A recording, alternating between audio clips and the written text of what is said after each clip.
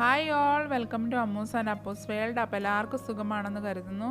അപ്പോൾ ഞാനിന്ന് വന്നിരിക്കുന്നത് വളരെ ടേസ്റ്റിയും ഈസിയുമായിട്ടുള്ളൊരു മുട്ടക്കറിയും കൊണ്ടാണ്. അപ്പോൾ നിങ്ങൾക്ക് എല്ലാവർക്കും തീർച്ചയായിട്ടും ഇഷ്ടപ്പെടും. അപ്പോൾ എൻ്റെ ഈ വീഡിയോ ഇഷ്ടപ്പെട്ട് കഴിഞ്ഞാൽ സബ്സ്ക്രൈബ് ചെയ്യാൻ മറക്കരുത്. അപ്പോൾ അതിനടുത്തുള്ള ബെൽ ബട്ടൺ അമർത്തി കഴിഞ്ഞാൽ നിങ്ങൾക്ക് എൻ്റെ പുതിയ വീഡിയോയുടെ നോട്ടിഫിക്കേഷൻ കിട്ടുന്നതായിരിക്കും. അപ്പോൾ നമുക്കിനി വീഡിയോയിലേക്ക് പോകാം. അപ്പോൾ ഇതിൻ്റെ ആവശ്യത്തിന് വേണ്ടിയിട്ട് വലിയൊരു പൊട്ടറ്റോ അരിഞ്ഞത്, ഒരു 5 അല്ലി വെളുത്തുള്ളി, ഒരു ചെറിയ പീസ് ഇഞ്ചി,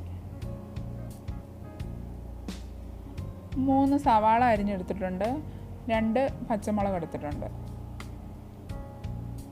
4 മുട്ട എടുത്തിട്ടുണ്ട്, ആവശ്യത്തിന് ഉപ്പ്, 2 ടേബിൾ സ്പൂൺ മല്ലിപ്പൊടി, 1 table spoon garam masala, 1/2 teaspoon മഞ്ഞൾപ്പൊടി, ആവശ്യത്തിന് പാല്.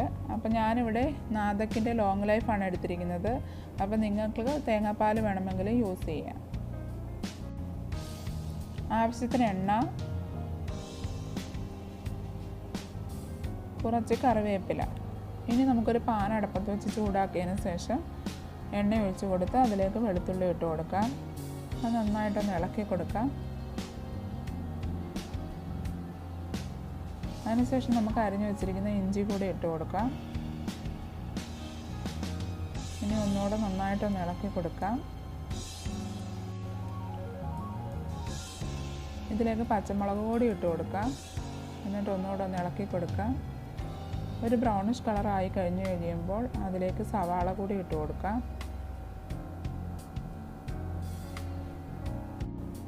ഇനി ഇത് നമുക്ക് നന്നായിട്ടൊന്ന് ഇളക്കി കൊടുക്കാം.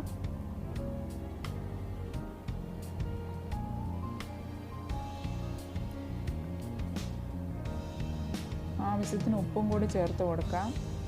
എന്നിട്ട് ഇത് നന്നായിട്ടൊന്ന് ഇളക്കി കൊടുക്കാം.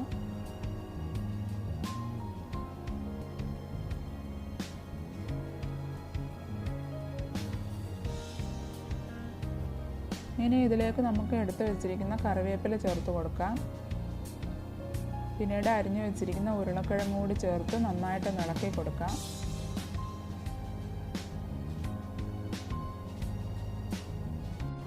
ഉരുളക്കിഴങ്ങ് വേണ്ടാത്തവർക്ക് അത് അവോയ്ഡ് ചെയ്യാം. കറിക്കൊരു കൊഴുപ്പ് കിട്ടാൻ വേണ്ടിയിട്ടാണ് ഞാൻ ഉരുളക്കിഴങ്ങ് ആഡ് ചെയ്യുന്നത്. ഇനി നമുക്കിത് അടച്ചു വെച്ചൊന്ന് വേവിക്കണം. അപ്പോൾ ഞാൻ അടച്ചു വെച്ച് വേവിക്കാൻ പോവുകയാണ്. ഒരു 10 മിനിറ്റ് ആയിട്ടുണ്ട്. അപ്പോൾ നമുക്കിത് തുറന്ന് നോക്കാം. തുറന്ന് നോക്കി നന്നായിട്ടൊന്ന് ഇളക്കി കൊടുക്കാം. നമുക്ക് കുറച്ച് നേരം കൂടി ഒന്ന് അടച്ചു വെച്ച് വേവിക്കാം. അതിനുശേഷം നമുക്കൊന്ന് തുറന്ന് നോക്കാം. മസാല നന്നായിട്ട് വഴണ്ട് വന്നിട്ടുണ്ട്. അപ്പോൾ നമുക്ക് ഈ എടുത്ത് വെച്ചിരിക്കുന്ന മസാല കൂടി ചേർത്ത് കൊടുക്കാം. അതിനുശേഷം ഇത് നന്നായിട്ടൊന്ന് മിക്സ് ചെയ്ത് കൊടുക്കാം. ആ പച്ചക്കുത്തൊക്കെ ഒന്ന് മാറാൻ വേണ്ടി നന്നായിട്ടൊന്ന് ഇളക്കി കൊടുക്കണം.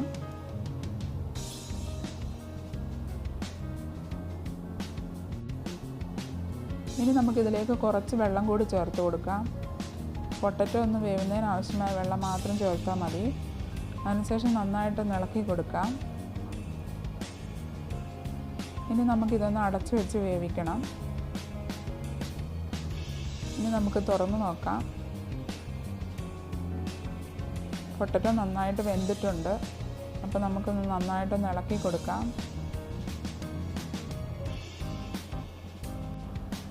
ഇനി നമുക്കിതിലേക്ക് ആവശ്യമായിട്ടുള്ള പാലൊഴിച്ച് കൊടുക്കാം. നിങ്ങൾക്ക് എത്രത്തോളം ഗ്രേവി ആവശ്യമുണ്ടോ അത്രത്തോളം പാലൊഴിച്ച് കൊടുക്കാം.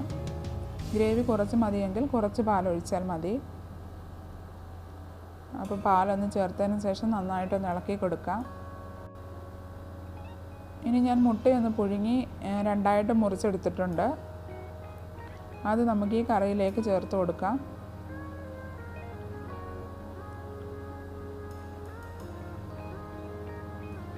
ഇപ്പോൾ കറി നന്നായിട്ട് തിളയ്ക്കുന്നുണ്ട്. അപ്പോൾ നിങ്ങൾക്ക് ടേസ്റ്റൊക്കെ ഒന്ന് നോക്കിയിട്ട് ഉപ്പ് ആവശ്യമെങ്കിൽ ഉപ്പ് കുറച്ചുകൂടി ചേർത്ത് കൊടുക്കാം. അപ്പം മുട്ട ഇങ്ങനെ ഇട്ട് കൊടുത്തതിന് ശേഷം അതിൻ്റെ മുകളിലേക്ക് ഈ ഗ്രേവിയൊക്കെ ഒന്ന് ഒഴിച്ച് കൊടുക്കാം. നന്നായിട്ടൊന്ന് മിക്സ് ചെയ്ത് കൊടുക്കാം.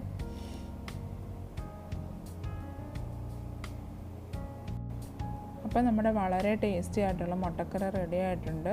വളരെ ഈസിയാണിത്. അപ്പോൾ എല്ലാവരും ഒന്ന് ട്രൈ ചെയ്ത് നോക്കുക.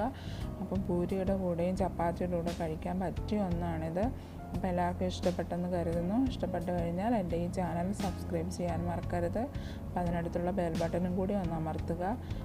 അപ്പോൾ ഞാൻ കുറച്ച് പൂരി കൂടി ഉണ്ടാക്കിയിട്ടുണ്ട്, അത് നിങ്ങളെ ഒന്ന് കാണിച്ചു തരാം. പൂരിയുടെ വീഡിയോ ഞാൻ വേറെ ഇടുന്നതായിരിക്കും.